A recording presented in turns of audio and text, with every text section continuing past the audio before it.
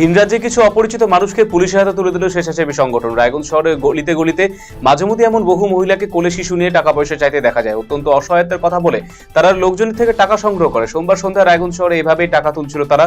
Police ডাকার কথা বলে তারা ক্ষমা চায়, যদিও পরবর্তীতে পুলিশ এসে তাদের নিয়ে যায়। রায়গঞ্জে শুরু হয়েছে 91তম ক্ষুলতাকান্ত চ্যাম্পিয়নশিপ এবং Tarapada Memorial runners up cup football tournament 2024।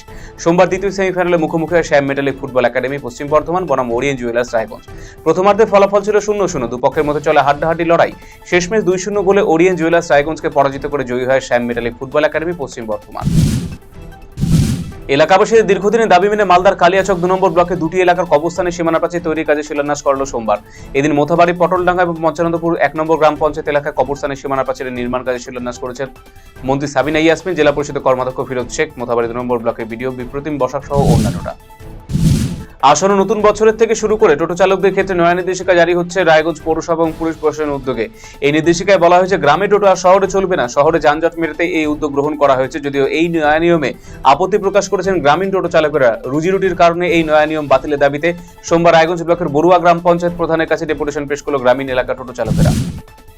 Water হিটারে স্নানের জন্য জল গরম করতে গিয়ে ইলেকট্রিক শক লেগে মৃত্যু হল এক ব্যক্তির। তুফানগঞ্জ 1 নম্বর ব্লকের ধলপল 1 নম্বর গ্রাম পঞ্চায়েতের শালবাড়ি মোড় এলাকার ঘটনায় মৃত ব্যক্তির নাম প্রাণকৃষ্ণ দত্ত। তার বাড়ি ধলপল বাজার এলাকায়।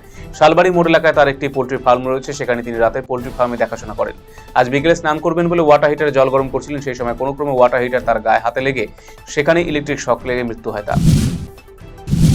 দক্ষিণ দিনাজপুরে কুমারগঞ্জে জাকিরপুর সীমান্তে ধরা পড়ল এক বাংলাদেশি অনুপ্রবেশকারী। পাশাপাশি তাকে আশ্রয় দেওয়ার জন্য এক ভারতীয়কে গ্রেপ্তার করা হয়েছে। রবিবার তাদের গ্রেপ্তার করা হয়। সোমবার কুমারগঞ্জ থানার পুলিশ তাদের বালুঘাট জেলা আদালতে তোলে। অন্যদিকে দক্ষিণ দিনাজপুরে হিলি ইমিগ্রেশন চেকপোস্টে এক বাংলাদেশি নাগরিককে আটক করা হয়েছে। তাকে হিলি থানা পুলিশ গ্রেপ্তার করেছে।